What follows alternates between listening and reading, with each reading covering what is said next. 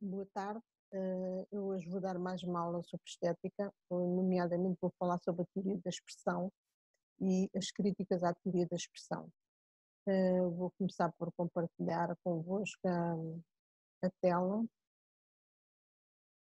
da atividade estética.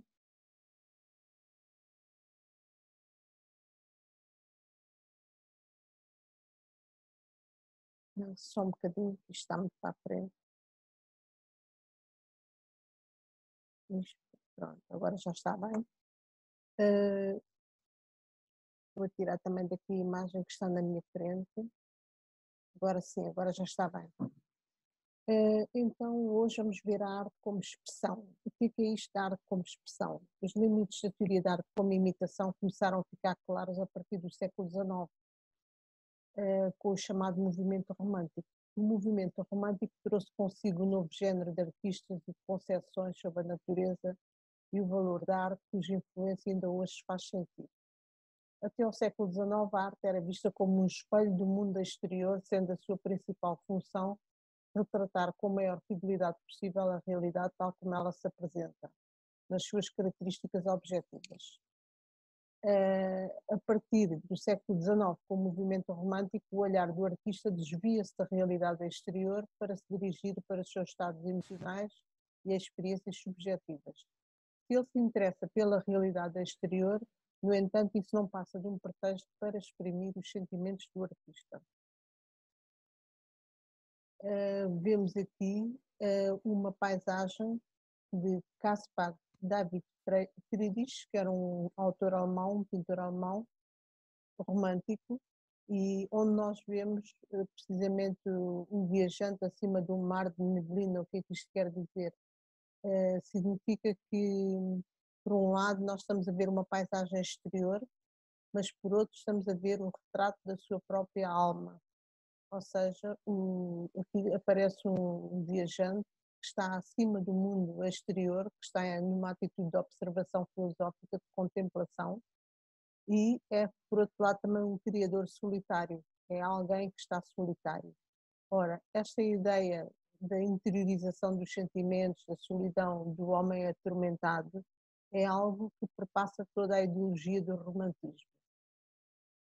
E com o romantismo, a arte tornou-se um meio para comunicar os sentimentos e as reações emocionais dos artistas. A ideia que ainda hoje é muito popular do artista como pessoa atormentada e em luta para conseguir expressar-se e ser compreendido pelo público nasceu com os românticos.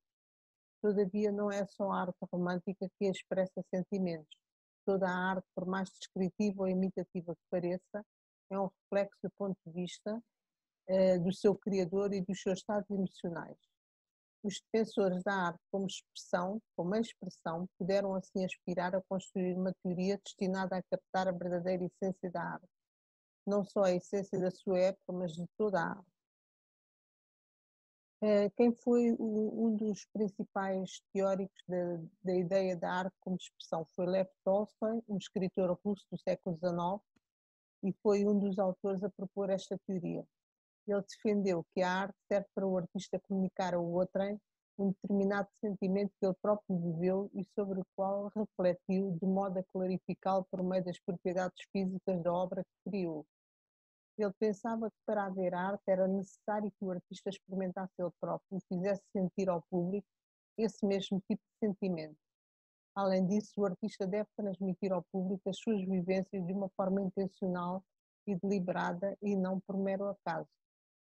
As condições propostas por Tolstói, que são condições simples, não é? Por um lado, transmitir a experiência que ele próprio viveu e essa é a marca da autenticidade da arte. A intensidade de passar uma mensagem por parte de quem viveu essa experiência, comunicando um sentimento pessoal, confere autenticidade e autoridade à experiência estética. A teoria da arte como a expressão põe ainda em destaque o valor cognitivo da arte. Os românticos pensavam que a arte permitia conhecer o mundo interior dos sentimentos, aquilo que não estava ao alcance da ciência. Nesta medida, os românticos afastavam-se completamente de Kant. Porquê? Porque Kant não reconhecia qualquer valor cognitivo, qualquer aspecto cognitivo à arte. Achava que a arte era puramente contemplativa e desinteressada.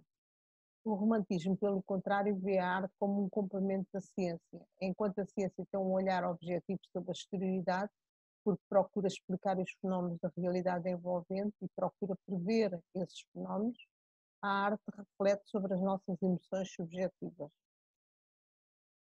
A teoria de Tolstói, então, oferece-nos as condições necessárias e suficientes para alguma coisa ser arte. Condição necessária: se um objeto X é arte, então X transmite ao público intencionalmente o mesmo tipo de sentimento que o artista experimentou e que clarificou através da sua obra. Portanto, esta condição necessária tem a ver com o facto de haver autenticidade na criação da obra de arte. A condição suficiente é se um objeto X transmite ao público intencionalmente o mesmo tipo de sentimento que o artista experimentou e clarificou através da sua obra, então X é arte. Portanto, há aqui a condição suficiente, é aquela que define a transmissão intencional da obra de arte. Podemos já ver aqui algumas críticas que se esboçam à luz da definição de Tolstói. O que era uma obra de arte a ser considerada arte? Era algo que, por um lado, tinha que ser o resultado da vivência do seu autor e, por outro lado, tinha que ser transmitida como experiência dessa vivência. No caso de se verificar alguma destas condições que nós estamos aqui a ver e que ocorrem em muitas obras de arte, nós vemos que isso não coincide com aquilo que o Lev Tolstói propunha para a obra de arte. Primeiro, a obra não chegou a ser tornada pública para apreciação. Pode acontecer. Os sentimentos expressos na obra não são autênticos, não foram vividos pelo artista. Podemos pensar no caso do teatro, no caso do cinema, em que, por exemplo, retrata um assassino ou retrata alguém que tem perturbações mentais e que, no entanto, não é construída essa obra de arte por ninguém com esses problemas. O artista não sentiu ou não quis transmitir sentimento algum, não quis transmitir mensagem, como costumamos dizer. Os sentimentos que a obra de arte provoca no público não são do mesmo tipo que os sentimentos intencionalmente comunicados pelo artista. Ou seja, o artista pode querer comunicar alguma coisa e o leitor ou o receptor da obra de arte entender uma outra coisa. Muitas vezes os críticos são a prova de que os artistas não têm consciência daquilo que, ou não têm consciência ou não querem partilhar aquilo que os críticos dizem que os artistas querem dizer. O artista não procurou clarificar, analisar, esclarecer, etc., os seus sentimentos e emoções, limitando-se a apresentá-los em estado bruto.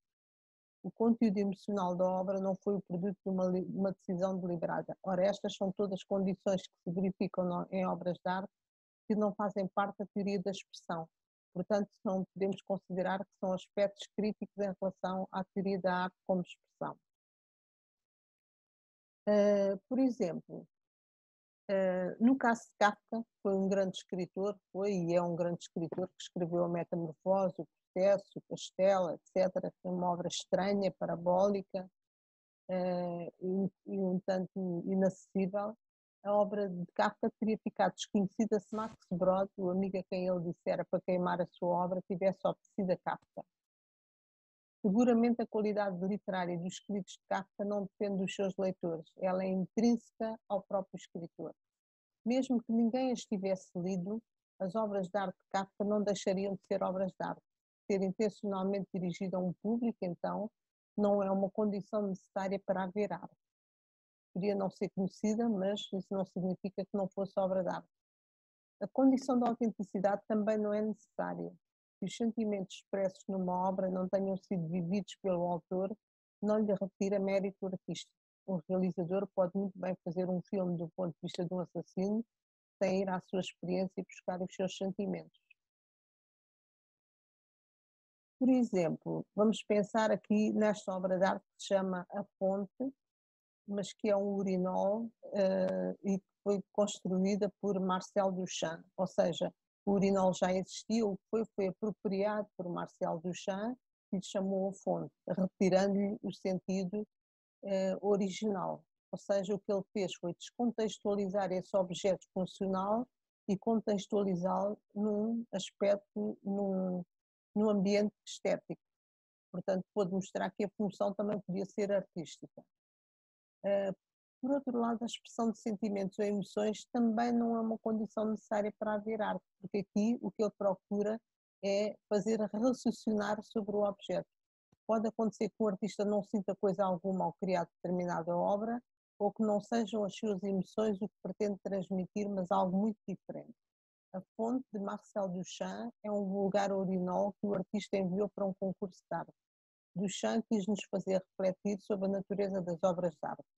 Existem várias obras contemporâneas que estão ligadas a essa vertente mais intelectual do homem e que negam a arte como expressão. Portanto, elas são mais ligadas a uma função intelectual. De uma forma geral, toda a arte contemporânea está mais ligada à função intelectual do que à função emotiva. Outras obras, como por exemplo as obras coletivas que os surrealistas inventaram, chamadas o cadáver exquis, ou a tradução portuguesa é cadáver esquisito, feitas por obras e por artistas como os surrealistas, são construções decorrentes de uma grande variedade de estados psicológicos. Porquê? Porque são decorrentes da construção que é feita por vários artistas. Os artistas vão acrescentando mais coisas à obra de arte original. É, portanto, impossível que o seu efeito emocional no público seja o mesmo experimentado por cada um dos seus autores. No entanto, o cadáver esquisito é considerado uma obra de arte. E o que é que nós podemos concluir de todos estes aspectos? É que, embora a teoria da obra de arte como expressão seja considerada mais abrangente do que a teoria da imitação, ela parece ser ainda demasiado restritiva para ser aceita. Porquê? Porque não cumpre determinados requisitos que nós vemos acontecer na arte. Por isso é que ainda vamos falar da arte como a teoria formalista, ou da forma como a teoria formalista entende a arte. E, portanto, como é que nós podemos ter várias leituras sobre a arte e como é que nós podemos olhar para a arte sob vários prismas que têm que ver com, não só com a época, mas com a própria compreensão dos autores, dos artistas, etc. Pronto. E por hoje ficamos aqui, é tudo. E boa tarde, um beijinho para todos, fiquem bem.